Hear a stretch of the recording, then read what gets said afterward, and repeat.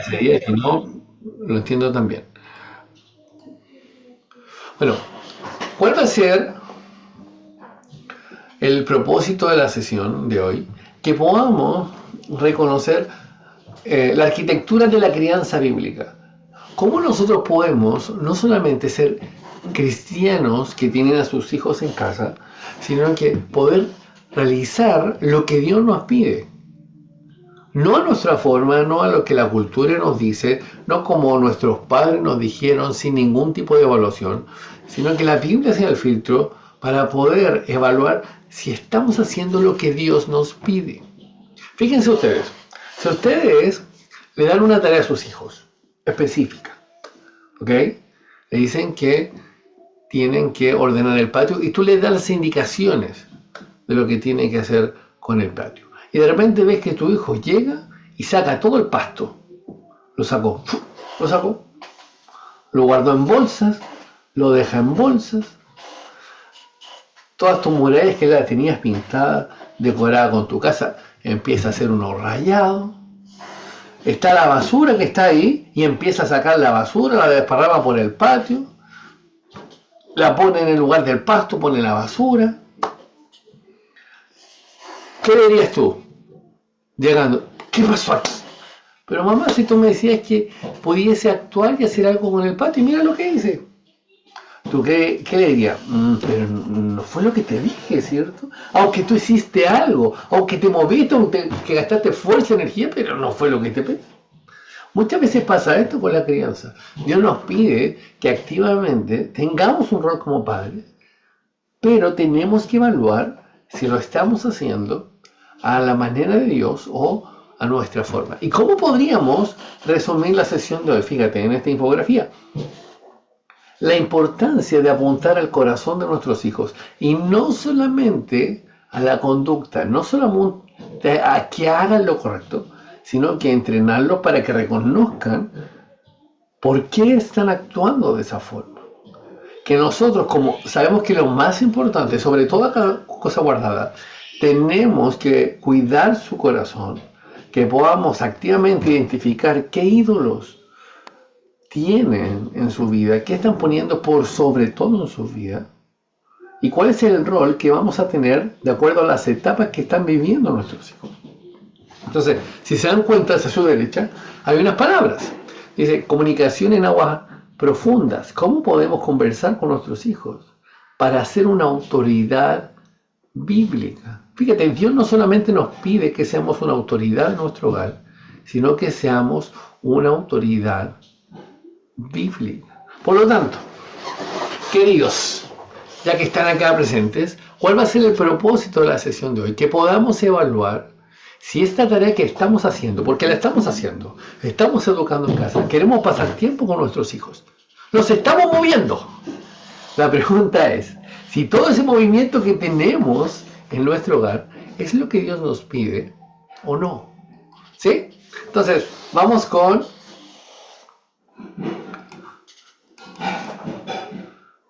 la presentación de hoy.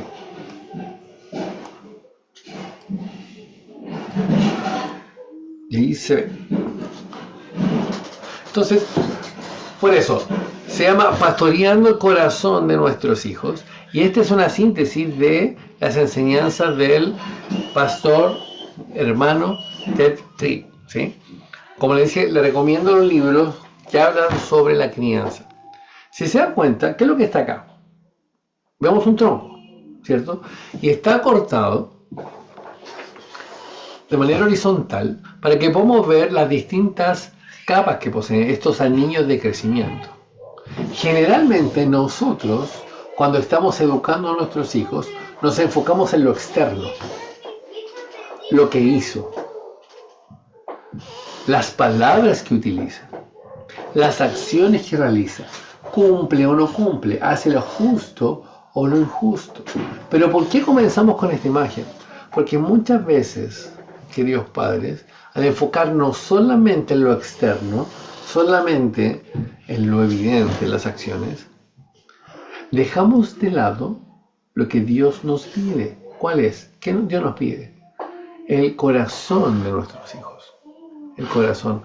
La Biblia describe el corazón, fíjense, de dónde surgen nuestras emociones, nuestros deseos, nuestros propósitos, nuestras acciones, nuestras palabras. Surge de esa forma. Sería como el motor de la voluntad, el motor de los pensamientos, el motor de las acciones. La pregunta que nos estamos haciendo, tal vez ¿cómo lo hago? ¿Cómo puedo saber su corazón? Si yo solamente como padre puedo ver lo externo.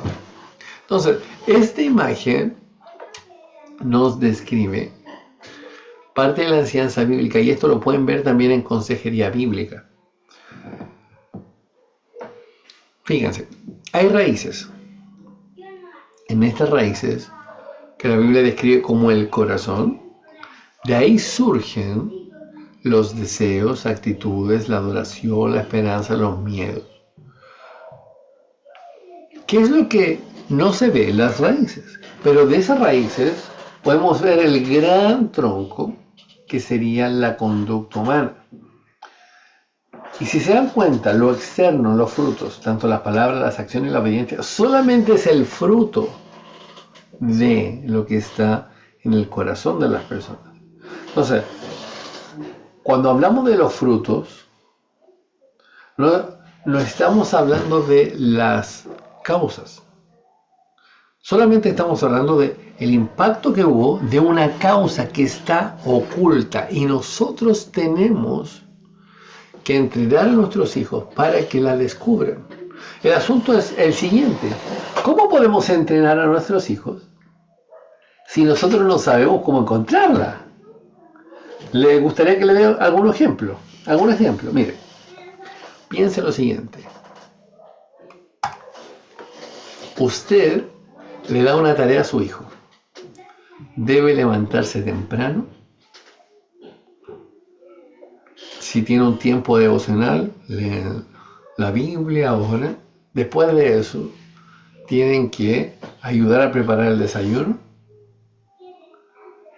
Tercera tarea, dejar limpia y ordenada su pieza, y luego ingresa a las clases de Imagina.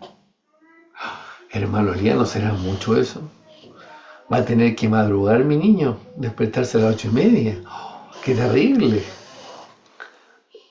Hermana, que digas, hay chicos donde yo vivo, tienen que salir de su casa a las 6 de la mañana. Salir a las 6 de la mañana.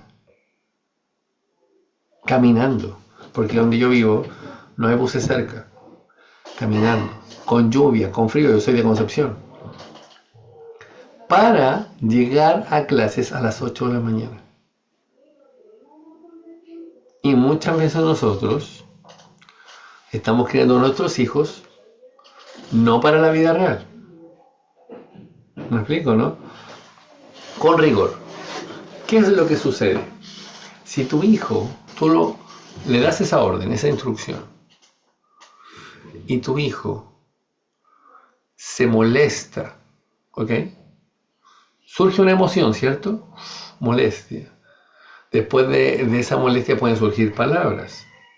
Estoy cansado. Déjeme. Se da vuelta, se tapa, se oculta. Ok. ¿Cuál es la tendencia natural? ¿Qué dirían? Te vas a levantar. ¿Y por qué me tratas así? Y te vas a parar. Y lo haces. Ok. En ese instante puede ser que te obedezcas si son pequeños. Si son más grandes, puede que venga la Tercera Guerra Mundial, ¿ya? Pero, ¿qué es lo que ocurre? ¿En qué nos estamos enfocando solamente? En lo externo. ¿Te acuerdas cuando vimos el tronco? La conducta, lo que me dijo.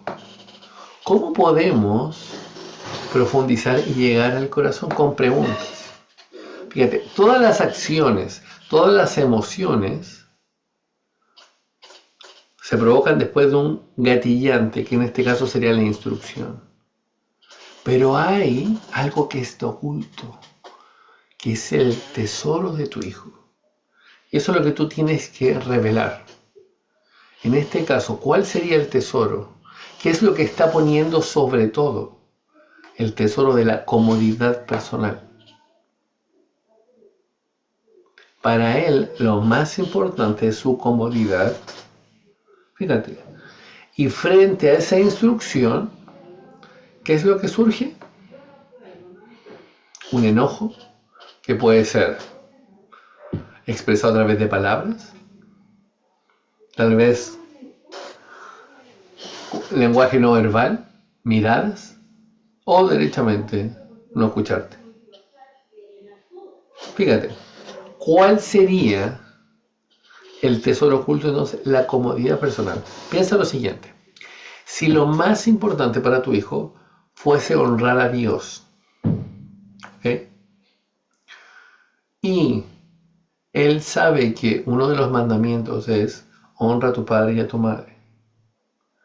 Si él sabe que debe esforzarse porque es algo que Dios demanda de la vida del cristiano, y tú le das una instrucción: despiértate temprano. Si lo más importante en tu hijo es honrar a Dios, honrar a sus padres, esforzarse para honrar a Dios, ¿qué es lo que tendría que ocurrir? A pesar del cansancio, ¿qué es lo que haría? Se va a levantar y lo va a hacer. Claro, va a obedecer y lo va a hacer, y lo va a hacer incluso con gozo. ¿Por qué? Porque para mí lo más importante es honrar a Dios, y si honro a Dios, honro a mis padres y me voy a esforzar. ¿Me explico?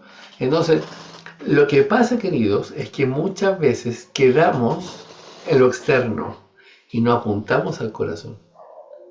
¿Por qué te enojaste? ¿Por qué te molestas en cumplir una obligación?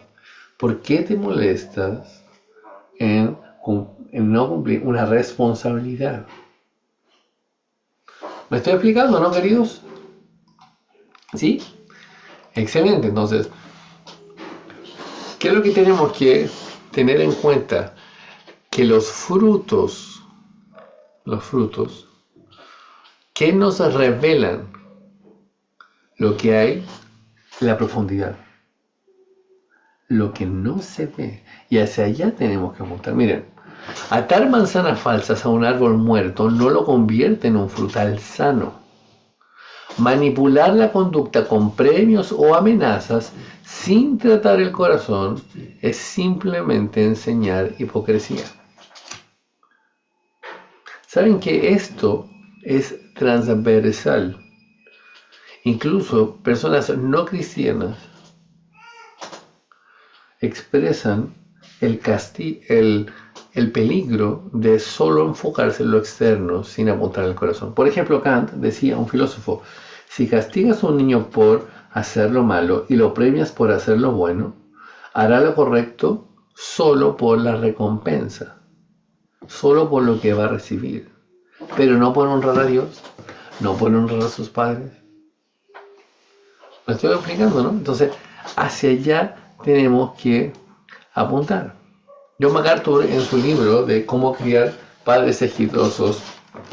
hijos exitosos, expresa una manera también similar lo siguiente. Dice que si nosotros solamente creemos que en el conductismo está la respuesta, podemos crear futuros fariseos y futuros hipócritas. Tremendo, tremendo. Por lo tanto, la conducta externa es solo el fruto, la raíz invisible es el corazón. Y hacia allá nosotros tenemos que apuntar, hacia allá. Entonces, ¿qué es lo que tenemos que saber, queridos padres? En primer lugar, que nosotros somos adoradores compulsivos. Todo niño está diseñado para el asombro, y en este sentido no existe una neutralidad. De hecho, la Biblia lo que menciona en Romanos capítulo 1 es que cambiaron la verdad de Dios por la mentira. Fíjense, honrando y dando culto a las criaturas antes que al Creador. Entonces, nuestros hijos están diseñados para adorar. El asunto es lo siguiente: si no adoran a Dios, si no quieren honrar a Dios en primer lugar, como que sea lo más importante en su vida, van a honrar a otra, no a Dios, a otra idea, Y aquí no, lo vamos a ver, miren. Pueden adorar las posesiones materiales, que sea lo más importante en su vida, tenerlo. Que estén dispuestos a todo por algo. Pueden pensar que lo más importante es el control y el poder. ¿Le ha pasado que hay niños que quieren que se haga toda su forma? Y si no se hace su forma, se enojan. Hay molestia. Y, hijo, no estoy hablando de pecado, no. A veces son solo opciones, pero si no se hace lo que ellos dicen, hay enojo. Puede ser la soberbia, puede ser solamente el placer, el vivir de acuerdo a sus emociones. Tal vez puede ser su ídolo el temor al hombre, buscar siempre la aprobación de otros. Todos estos son reemplazos de la adoración que Dios ya ha establecido desde el comienzo, los mandamientos. Dios tiene que estar sobre todos. Entonces nosotros tenemos que guiar a nuestros hijos a ver la gloria de Dios. Que vean a Dios como lo más importante. Porque si no ven a Dios como tienen que verlo como lo más importante, no es que no van a adorar algo, van a reemplazar a Dios por un ídolo moderno. ¿Ok? Voy a pedir en el chat que puedan escribir. ¿Qué podría convertirse en un ídolo en sus hijos? Por favor. Sí, ¿qué podría convertirse en un ídolo? Porque a veces nosotros creemos que solamente se arrodilla una estatua. Cualquier idea, objeto, propósito que ponga en primer lugar en mi vida sobre Dios sería un ídolo. ¿Qué podría ser un ídolo? Mire acá. Muchas gracias. El conocimiento, los videojuegos, el internet, sí. El celular, sí. Wow. Entonces nosotros, ¿qué tenemos que evaluar en nuestro hogar? Yo me alegro que eduquemos en casa. Yo estoy feliz. Yo también educo en casa. Pero tenemos que cuidar, recuerden, el corazón de nuestros hijos. No solamente enfocarnos en su conducta externa, y tenemos que protegerlo. Si yo veo que mi hijo tiene una tendencia natural a crear un ídolo en alguna conducta, en algún aparato electrónico, lo que sea, ¿qué tengo que hacer? ¿Cultivar ese ídolo? ¿O tratar de quitarlo? La Biblia menciona ejemplos que muchas veces ocurren en nuestro hogar también. Dice la Biblia que en el Antiguo Testamento que habían periodos donde Israel adoraba al Señor y al mismo tiempo lo quitaba los altares a los ídolos en los lugares altos. Hacía las dos cosas al mismo tiempo. Y nadie cortaba de raíz esto. Ahora la pregunta es, porque miren, los ídolos traen esclavitud, los ídolos traen sombra a la vida de las personas. Si yo le pasara a tu hijo una droga, ¿qué me dirías? ¿Lo permitirías? No, pero un poquito de cocaína, ¿qué le va a hacer? Un poquito nomás. ¿Qué me dirías tú? Lo más probable es que no, ¿cierto? ¿Por qué? Porque va a generar dependencia. Porque va a provocar un daño a largo plazo, no solamente a nivel cognitivo, sino que también en sus actitudes, en su carácter, ¿cierto? Yo creo que sí. Ahora, ¿qué nos hace pensar que el exponer a nuestros hijos, por ejemplo, a videojuegos específicos que causan dependencia, ya está demostrado, que causan un impacto a nivel cerebral, va a ser inocuo? No va a tener ningún efecto. ¿Qué nos hace pensar? ¿Qué nos hace pensar si nuestros hijos tienen una tendencia a no tener un control con la comida?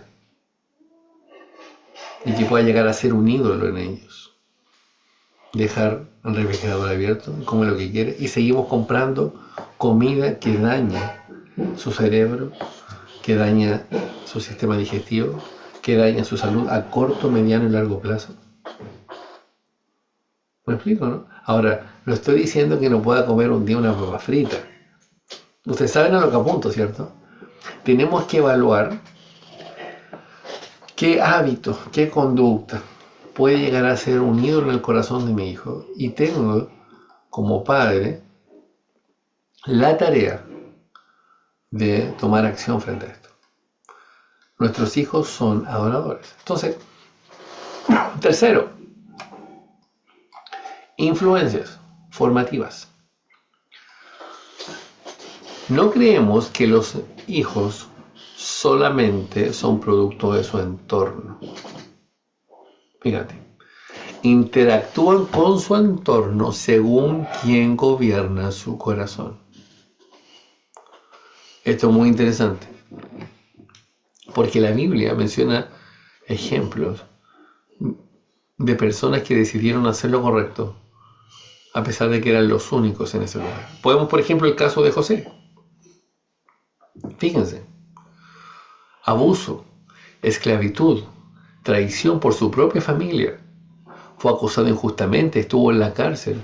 Pero ¿cuál fue su respuesta frente a todo eso? Seguir honrando a Dios.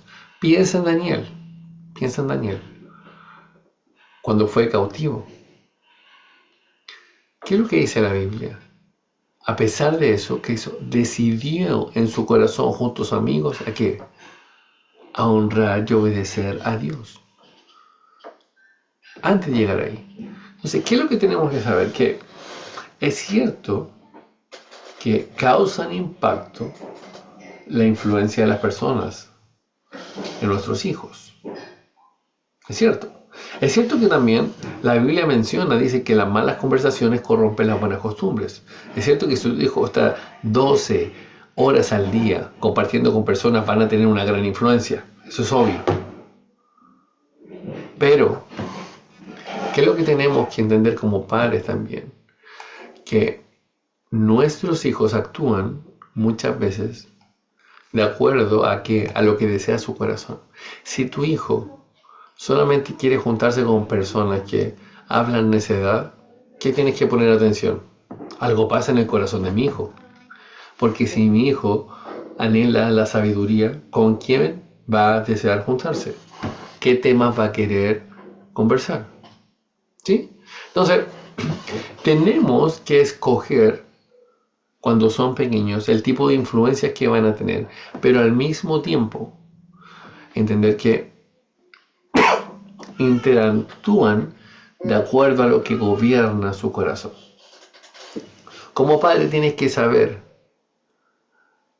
con quién se juntan tus hijos, con quién desean juntarse sus hijos y poner atención, si es posible, qué temas hablan tus hijos. Observa a tus hijos, qué es lo que hablan, cuáles son los temas que le apasionan. Entonces entendemos que nosotros, a pesar de que amamos a nuestros hijos, queremos lo mejor para nuestros hijos, no podemos determinar el corazón de nuestros hijos. Nuestros hijos van a decidir. Van a decidir. Entonces, ¿qué nos queda a nosotros como padres? Uno, tener una estructura familiar fuerte. Nuestra tarea es ser fieles en esto. Los resultados no dependen de nosotros. Fíjate, que tengamos, pase lo que pase con nuestros hijos, en nuestro corazón la tranquilidad de que, Señor, intenté agradarte, intenté obedecerte. Pero los resultados no dependen de ti, porque creemos que el ser humano tiene la posibilidad de decidir. Y muchas veces puede decidir de manera incorrecta, lamentablemente. Yo amo a mis hijos, pero sé que pueden decidir incorrectamente. Entonces, ¿de qué nos tenemos que enfocar? Uno, tener una estructura familiar fuerte, pasar tiempo juntos, conversar juntos, dialogar. Genera puentes con tus hijos. que tengan una escala de valores claras en el hogar. ¿Qué agrada al Señor? ¿Qué no agrada al Señor? Que aprendan a resolver conflictos en el hogar. ¿Para qué? Para que se mantengan los puentes. Porque si tú no arreglas los problemas con tus hijos, ¿cómo vas a tener una buena relación? Imposible, ¿cierto? No se puede. Que exista una influencia de un grupo de personas en una iglesia que anime a tus hijos a hacer lo correcto. Todo esto nosotros tenemos que ser fieles, pero, recuerda, las influencias formativas no determinan a tus hijos. Por eso, obsérvalos. Escucha, ¿qué le interesa? Y en base a eso, apunta su corazón. Muy bien, antes de seguir avanzando, por favor, si pueden escribir en el chat alguna idea, una reflexión, o activan su micrófono y pueden dar una reflexión antes de seguir. Ir con la segunda parte, por favor. Entonces, ¿cuáles son los 3 puntos que hemos visto? Primero, tenemos que apuntar al corazón, no solo a sus acciones. Lo segundo, tenemos que cuidar el corazón de nuestros hijos, cuidarlos de la idolatría, no rendirnos si es que tus hijos tienen un ídolo para no hacerse problema, que haga lo que quiera. Pon límites que puedan apuntar a Dios. Y el tercer punto es las influencias formativas. Ellos interactúan según quien gobierna su corazón. Si ellos quieren amar al Señor, van a intentar amar y obedecerle a Él en todo lugar.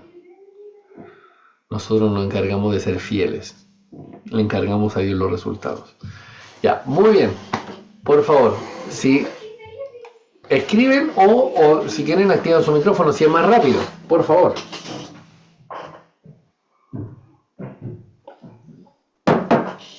Les recuerdo los 3 libros para la sesión de hoy. Cómo pastorear el corazón de tus hijos, Padres fieles, y por último, Cómo ser padres cristianos exitosos. Son 3 libros que recomiendo para la sesión de hoy. Muy bien. ¿Quién se anima a compartir algo? Yo, hermano Elías, yo Ah, por activé el favor. micrófono. Sí. Es que a mí me pasa, por ejemplo, que mi hijo anda en la adolescencia y él ha notado cambios en su vida, en su humor, porque cumplió 12 años y Mm, hoy me preguntó, mamá, me dijo, ¿es normal que cuando uno se vuelve adolescente esté más irritable? Me dijo, porque yo siento que estoy como más irritable. Entonces ahí yo le pregunté si estaba irritable porque estaba enojado o realmente estaba irritable por otras cosas. mm, Entonces ahí comenzamos a hablar de los videojuegos, de los videos de YouTube, porque ellos como les gusta jugar videojuegos, siguen a los que juegan los mismos videojuegos. Entonces ahí empezamos a hablar de lo que hablaban esas personas, de cómo se comunicaban, de si decían malas palabras o si mm, hablaban de diferentes formas, y que eso él tenía que rechazarlo, aunque le gustaba el mm. videojuego rechazarlo. Y si quería ver cómo se jugaba, por ejemplo, el videojuego, que viera el video en silencio sin escuchar todas las groserías que decían esas personas. Ay, sí. Porque él me decía que él se sentía más irritable. Y entonces ahí empezamos a hablar de eso, que él tenía que aprender a sus 12 años a discernir las cosas y a entender de que habían cosas que le iban a hacer bien y otras que le iban a hacer mal, pero lo importante era si esas cosas glorificaban a Dios, si él Mm, sentía que esas cosas glorificaban a Dios o no. mm. Wow, qué tremendo. Mira, hay un libro que te quiero recomendar, hermana. Si lo puedes comprar y lo puedes compartir con tu hijo, acá, este libro. Se llama el libro La generación ansiosa. Ya. Ya, este es un libro que estudia el impacto del celular, redes sociales y videojuegos en los adolescentes. De hecho, imagínate acá uno de los resultados. Dice que desde el año 2010 hasta el año 2026 se han hecho estudios y estos son transversales en todos los continentes, porque no solamente los resultados son en América, América del Norte, América del Sur, Europa, África, Asia, Oceanía. O sea, estudios de todo el mundo, miles de personas. Ya. Estamos viviendo el periodo de la historia donde hay más ansiedad en los jóvenes y adolescentes, más ansiedad. Las generaciones actuales, producto del uso de estas, bueno, redes sociales y videojuegos, son las generaciones que tienen menor capacidad cognitiva que las generaciones anteriores. Siempre se ha vivido un ascenso. Ahora estamos viviendo descensos. Los chicos tienen menos atención, menos concentración, menos capacidad de comprensión cuando leen, menos capacidad de poder resolver ejercicios abstractos en matemáticas. Todo eso por los efectos a nivel cerebral. Porque miren, hay tanta producción de dopamina. Imagínate lo siguiente. Si tú te tomas un café con 10 cucharadas de azúcar, ¿ok? Te va a dar diabetes, ya. Pero te tomas un café con 10 cucharadas de azúcar, ¿ok? Y después te tomas uno con 2 cucharadas de azúcar. ¿Ok? ¿Cómo vas a sentir el café con 2 cucharadas de azúcar? Malo porque el otro ya me dejó ayer. Yo tomo con 10. Sí. Ahora, ¿qué es lo que pasa? Lo que provocan los videojuegos es eso a nivel cerebral. Sobreestimulación. Hay tanta estimulación que incluso mueren neuronas. Entonces, por eso son adictivos. Piénsalo. Claro. Los mejores ingenieros del mundo se reúnen para hacer estos juegos y su negocio precisamente es que la gente pase horas y horas conectada. Ese es su negocio. No están preocupados en tu hijo. Hoy espero que no le cause ningún impacto. No. Su negocio es hacer que tu hijo esté la mayor cantidad de horas posibles conectado. Al igual que las redes sociales, que de sociales no tienen mucho. Lo que hacen es que tú estés ahí conectado para vender tus datos. Ese es su negocio.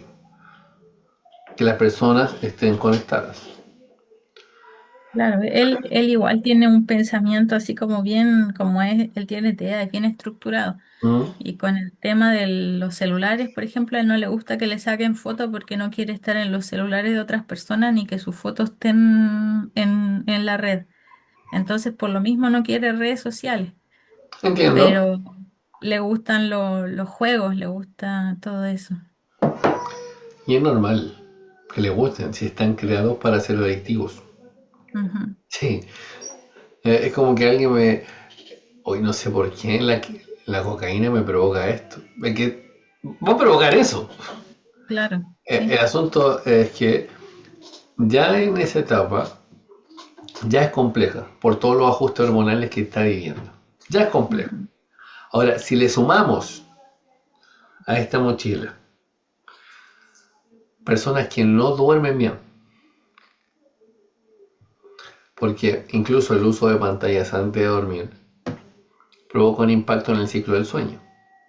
Claro, Ustedes sí. saben que los ciclos del sueño duran aproximadamente 90 minutos, Ujú. ¿sí? Y una persona en esa edad requiere más horas de descanso porque, eh, bueno, las personas crecen durante estos procesos que duermen, la hormona del crecimiento se secreta,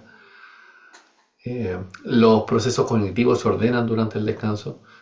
Y, ok, entonces, una persona tiene pantalla antes de dormir y ya se altera al menos un ciclo del sueño. O sea, es como está durmiendo pero no está descansando al menos 1 hora y media. Ya perdió uno. Oiga, y yo tengo una historia. A mí me han contado, digamos que en el otro liceo que trabajo, presencial, una historia de cómo engañan a sus padres para estar conectados hasta altas horas de la noche. Yo quedo así. ¿Cómo lo hacen? ¿Ok? Cómo pueden dormir o hacérselo dormido o esperar que ustedes se duerman para conectarse. Entonces, todo eso si le sumas el no descansar, va a estar más irritable si no descansa bien. Si a Claro. una persona, si nosotros han tratado de estar, los que comen pan, han tratado de estar sin pan, ¿cómo no está? ¿Cierto? Mire, trate de quitar el azúcar en su vida. ¿Cómo se va a sentir? De ansioso, de irritable. ¿Me explico, no? Entonces, ¿la etapa es compleja? Sí. ¿Pero hay atenuantes? Sí. Y el asunto es el siguiente, si estamos dispuestos a luchar o no con esos ídolos.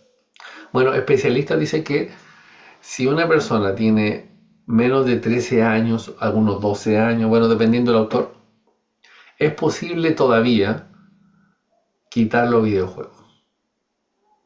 Ahora, no dice que ser fácil, va a tener que soportar meses de guerra, ¿ok? Pero se puede. Ahora, si a la persona desde pequeño ha analizado videojuegos, actividad constante de videojuegos, y tú intentas quitar los videojuegos a los 16 años, por ejemplo, o el celular a los 16 años y lo ha tenido desde niño, en algunos casos incluso tienen que ser medicados.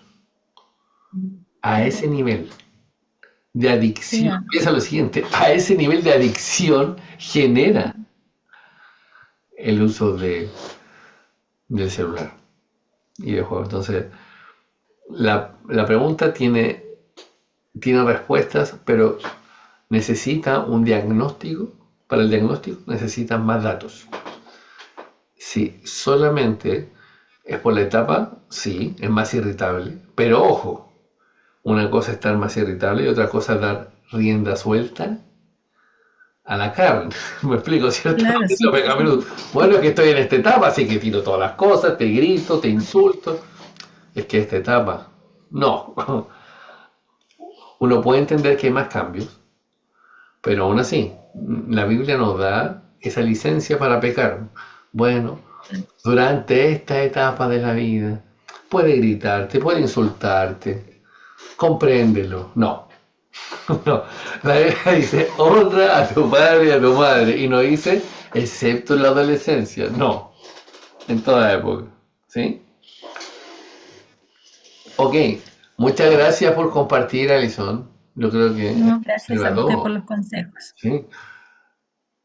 Y le recomiendo, por favor, busque este libro, lo pueden leer juntos. Es buenísimo, lo recomiendo porque nos da todos los datos, los cambios por etapas que provoca a nivel cerebral el exponerte a videojuegos, redes sociales, etcétera. ¿Ya? Así que ahí. Muy bien, acá vamos a leer el chat. Acá. Yo me quedo con que el resultado siempre es del Señor, pero yo debo ser fiel en mi tarea. Muchas gracias, sí, familia Borra. Debemos enfocarnos en ser fieles, en cumplir con lo que Dios nos pide. Y nuestros hijos pueden, incluso, con tristeza lo digo, sería muy triste que mis hijos decidan vivir a su manera, deshonrando a Dios, pero aún así ya no está a mi alcance. Ya no está a mi alcance. Cada día me doy más cuenta de lo importante que es trabajar en eso, en su corazón, puesto que cuando enseñamos solo la fe, sin que ellos puedan pensar el por qué, al final solo crearemos futuros ateos. ¿Sí? ¡Wow! Gracias, Carolina, exacto. No solamente hagan porque tienen que hacerlo, sino que evaluar las razones, apuntar a su corazón. Entonces, la pregunta que nos podemos hacer, ¿cuáles son los ejes entonces de la disciplina? Tenemos dos ejes principales. El primero es la disciplina formativa, que es la proactiva, y la disciplina correctiva, reactiva. Entonces, nosotros tenemos que proveer a nuestros hijos un pensamiento bíblico para que interpreten la realidad. Fíjate, y al mismo tiempo tenemos que responder a la desobediencia para restaurar, para enderezar el camino hacia el camino de Dios, no para descargar ira. Ya, vamos a ir con las dos. Primero, vamos con un pensamiento bíblico para interpretar la realidad. Piensen que su hijo no quiere hacer una tarea porque sabe que se puede equivocar. Y tu hijo dice, no, porque me voy a equivocar, y otros se van a dar cuenta que me voy a equivocar, así que no lo hago. ¿Ok? Ya, frente a ese hecho, escriban en el chat, ¿cómo resolvería esa situación? Tu hijo te dice que no va a hacer esa tarea porque se va a equivocar, porque se va a equivocar. Y no quiere que otras personas lo vean que se equivoca. ¿Cuál sería su respuesta frente a esa situación? Por favor.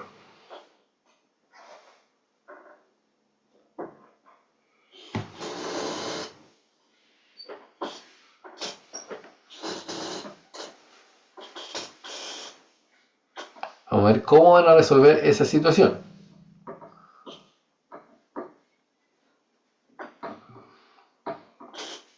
Recuerden que tenemos dos ejes, la disciplina formativa y la disciplina correctiva.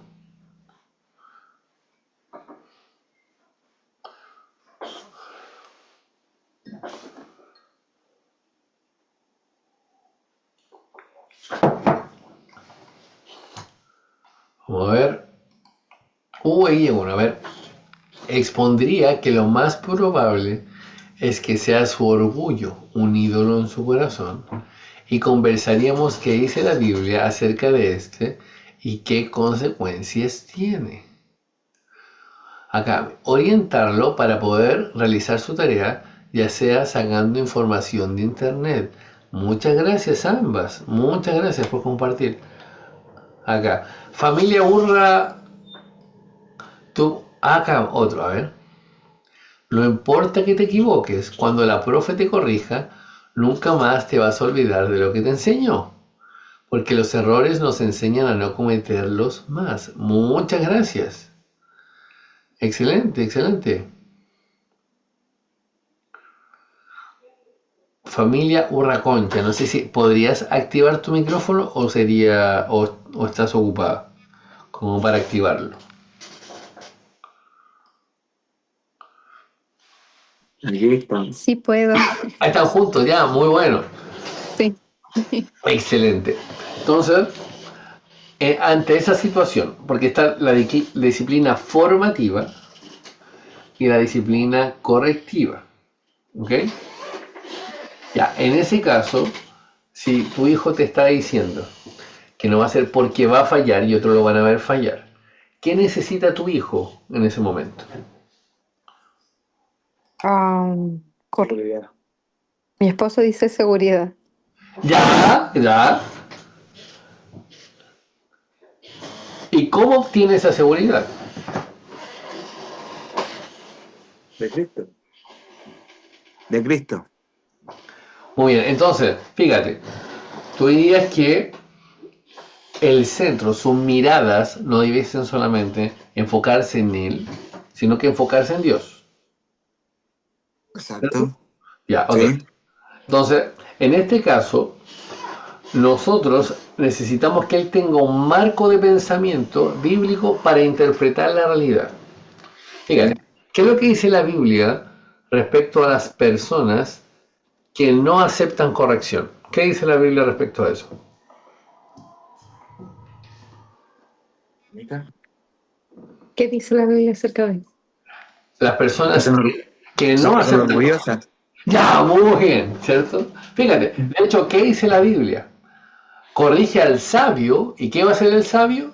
Te Amará. amará.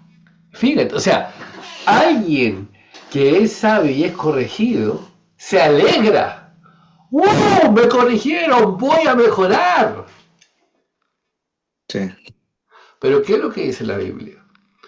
Que el necio cuando es corregido te va a odiar. Al igual que el escarnecedor. Si tú corriges al escarnecedor, se va a ir contra ti. Imagínate. Entonces, ¿cuál sería la perspectiva bíblica ante la corrección? ¿Cuál debiese ser la perspectiva de un cristiano cuando lo corrigen? ¿Cuál debiese ser? ¿qué debiese pasar en el corazón del cristiano cuando lo corrigen? Tener gozo. Gozo, alegría. Tener gozo, alegría. O sea, si tu hijo va a ser corregido, si tiene el lente bíblico, debiese gozarse con la corrección. Porque mira, ¿quién es el único perfecto? Cristo. ¿Cierto? Dios es el único perfecto. Todos los seres humanos, todos nosotros, para poder aprender de un tema tenemos que leer, tenemos que, aprender, repetir, corregir, repetir, corregir, y así vamos avanzando, un pasito a la vez. Entonces, ¿cómo podemos tener seguridad? Primero, conociendo quién es Dios. Segundo, conociendo quién es el ser humano. Exacto. Nosotros no somos perfectos. Nosotros no podemos, no va a llegar acá un día en la tierra donde podamos decir, en esto nadie me puede decir algo, porque esto ya lo sé todo. No va a llegar ningún día aquí en esta tierra. La Biblia dice que Dios va a trabajar en nuestra vida hasta el día de Jesucristo. Aquel que comenzó la obra la perfeccionará hasta el día de Jesucristo. O sea, nunca vas a terminar de aprender. Amén. Fíjate, entonces, ¿cómo podemos proveer un pensamiento bíblico? Que conozcan quién es Dios, que conozcan quién es Él. Listo, y empezar a decir, hijo, tienes que ser humilde para reconocer que tienes que seguir mejorando. ¿Me explico, no? Entonces, ¿por qué muchas veces surge una inseguridad? Porque tienen una perspectiva de ellos más alta de la que deben de tener. ¿Quién le ha dicho a ellos que no pueden fallar? ¿Que no se pueden equivocar? ¿Que no tienen nada que corregir? ¿Por qué pasa eso? Porque tengo una visión más alta de mí de la que debo tener. ¿Me estoy explicando, no? ¿Sí? Entonces, ¿por qué lo llamó a ustedes? Porque me pareció muy interesante lo que escribieron. ¿Qué es lo que pusieron acá? Miren. Le expondría que lo más probable es que sea su orgullo un ídolo del corazón. Tremendo. Ahora preguntémonos nosotros. Esta pregunta no solamente va para la familia Urra Concha, para todos nosotros. ¿Cómo reaccionamos nosotros, yo, cuando me corrigen?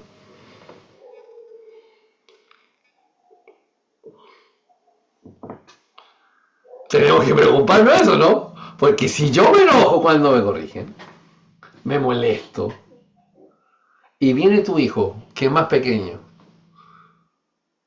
nosotros le exigimos a ellos sabiduría y madurez, y nosotros, ¿me explico, no? Sí, tenemos que ocuparnos en evaluarnos constantemente. Fíjate, entonces, ¿cuál sería la aplicación? Esto es lo lindo de educar en casa, porque sabe cuánto tiempo va a tener para corregir a su hijo, para enseñarle, disciplinarlo formativamente desde la mañana hasta el anochecer. Y ojo, no estoy dando sermón de 1 hora. Una acción, una pequeña enseñanza. Y listo, y seguimos avanzando. Y ojo, no que le voy a decir una vez y ya, te lo dije una vez, y ya no tengo que repetirlo ninguna vez. No. Una y otra vez. Pero ahí estamos formando, un pasito a la vez. Y tiene que estar presente la disciplina correctiva. Les voy a poner un ejemplo. Si tu hijo, tú lo envías a hacer una tarea, están los dos en casa, y la mamá le dice, Juanito, voy a decir Juanito, espero que no haya ningún Juanito acá. Juanito, retira la mesa. Ya, mamá. Primer llamado. 5 minutos. Juanito, retira la mesa. Ya mamá, espérame, que estoy ocupado, espérame. Y ahí está el niño ahí, divagando. Y el papá escuchando todo, cruzado de brazos. La mamá, Juanito, retire la mesa. Ya le dije ya. Sí, mamita, espérame. Y el papá ahí mirando. ¿Qué va a pasar con la mamá después? ¡Ya está! ¡Hasta retirar la mesa! ¡Hasta pasando! ¿Sí? Y el papá ahí mirando. La pregunta es, ¿quiénes fallaron ahí? Si todo quedó en un grito, ¿quiénes fallaron? Todos. Todos fallaron. Porque miren, primero, ¿cuándo tenía que obedecer Juanito? ¿A la tercera? ¿A la primera?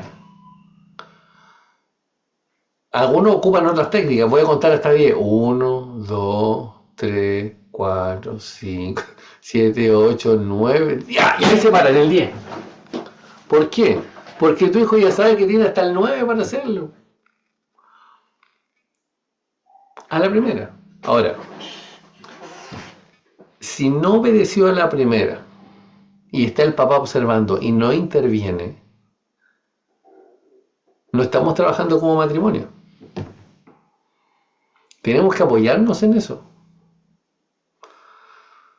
Tu hijo tiene que saber que ustedes son uno. Y si tu hijo no está honrando a tu esposa, tú deberías hacer algo frente a eso. No deberías permitir que tu hijo le falte el respeto hacia tu esposa. Porque eso falta de respeto, eso es deshonrar.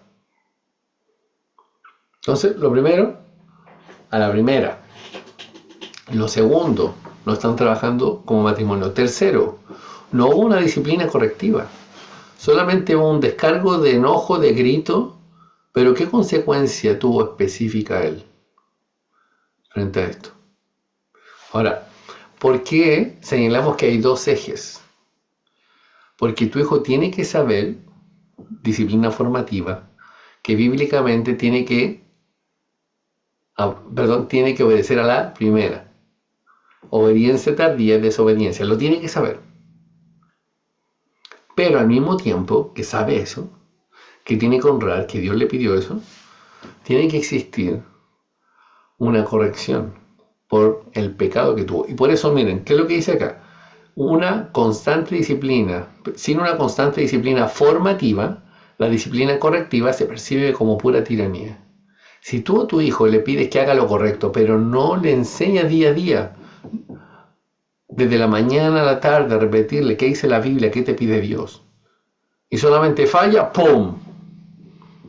No estamos haciendo lo que Dios nos pide de manera completa. Entonces, ¿cómo serían estos dos desbalances? Uno, solo disciplina formativa.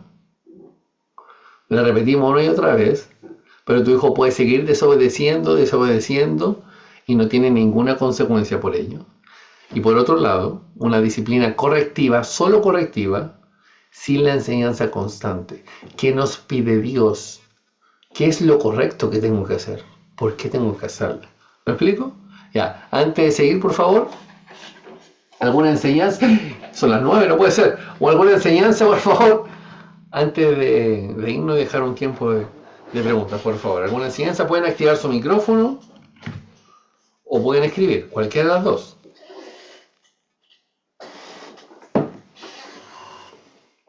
Oye, muchas gracias por conectarse. Sé lo que estar acá 9 de la noche. Muchas gracias. Pueden activar su micrófono, pueden escribir.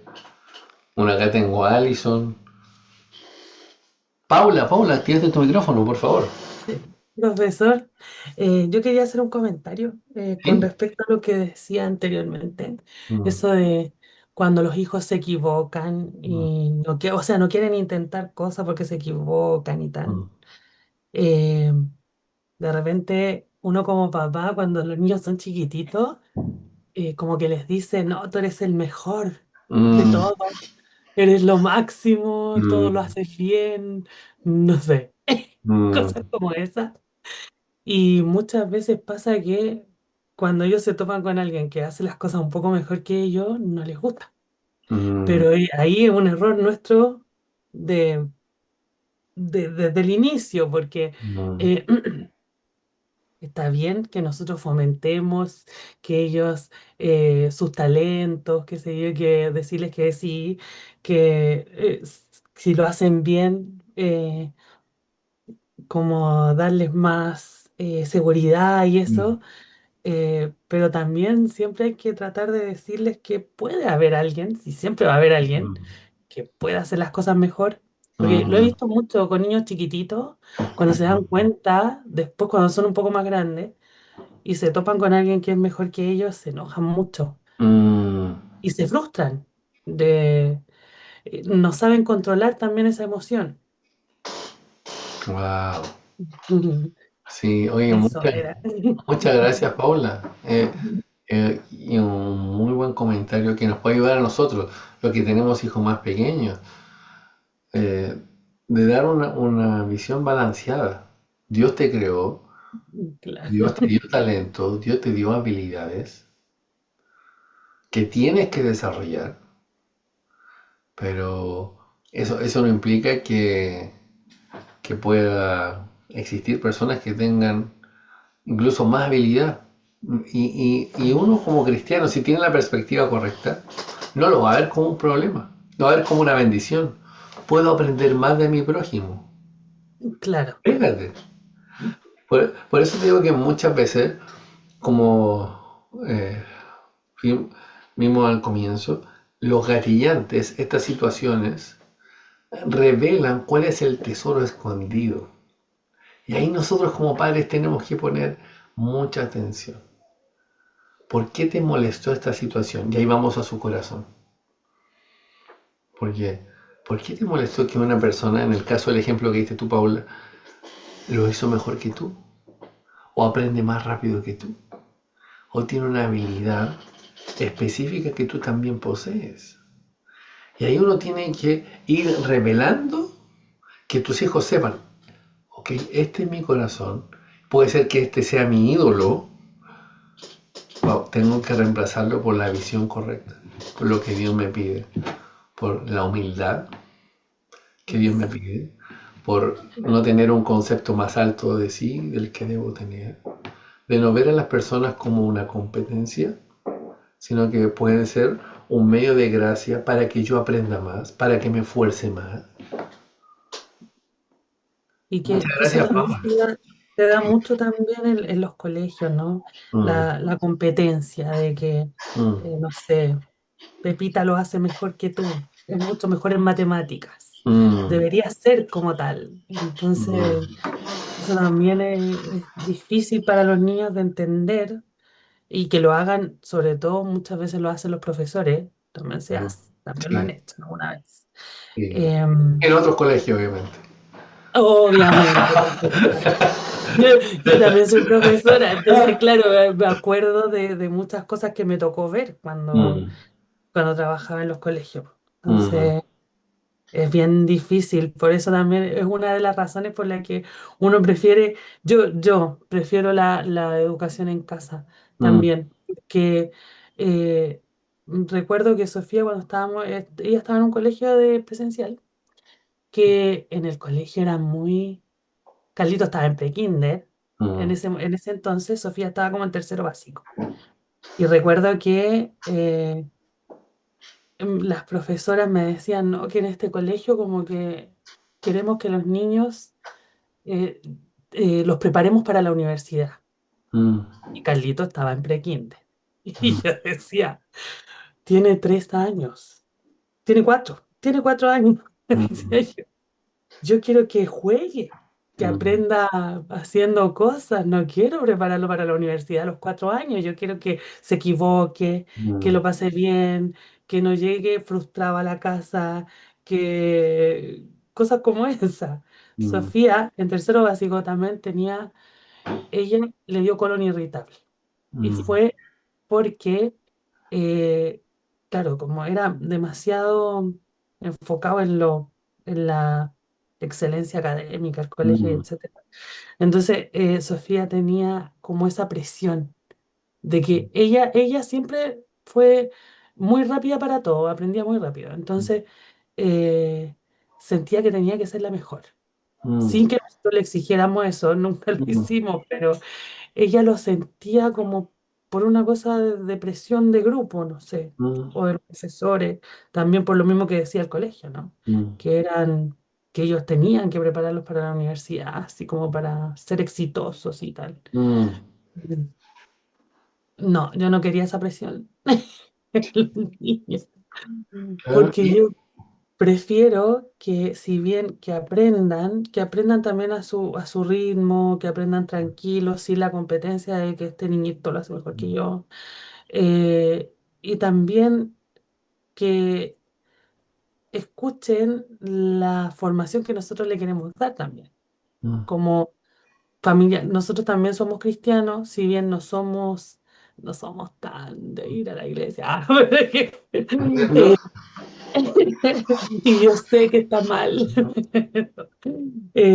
Pero nosotros somos una familia cristiana, entonces tampoco me gustaba eso de que en los colegios se enfocaban mucho en otros aspectos, en solamente lo académico y no tenía nada de base cristiana el colegio. Claro. No, Mm. increíble como mencionas tú, Paula. Sabes que, y esto también está documentado, y tú puedes ver los resultados de manera transversal. O sea, obviamente que las escuelas públicas están más descendidas, pero esto de manera transversal. Fíjate que los resultados están afectando ya la comprensión lectora, ya está disminuida, a pesar de las exigencias que están existiendo, porque hay alguien que nos ha creado. Y esto es muy importante que lo entendamos, porque ya nos tenemos que ir. Dios nos creó y Dios sabe lo que necesitamos. Fíjate. Y el sistema está diseñado con una antropología que no es cristiana, con una psicología que no es cristiana, con una filosofía que no es cristiana, con una pedagogía que no es cristiana. Y uno va sumando todos los elementos que tiene el sistema y te das cuenta que como está estructurado las asignaturas, las horas de asignatura, las horas de estudiar, no tiene relación con lo que Dios nos pide como proceso educativo. Hay un libro que se llama Jesús como pedagogo y analiza los métodos que utilizó Jesús. Jesús, es cierto que había teoría, pero había mucha práctica con Jesús. Teoría, práctica, práctica, situaciones reales. Dios así formaba. Él formó así a las personas. Y nuestro sistema, al tener una gran influencia griega, y aquí lo vamos a dejar, obviamente que ha traído un impacto negativo, a pesar de que busca obtener mejores resultados. Así que muchas gracias, Paula, por comentarnos. Gracias a cada uno por estar aquí. Le voy a pedir un favor. Bueno, antes de irnos, por favor, si podemos activar por un minuto la cámara y sacarnos una fotito para subir al grupo.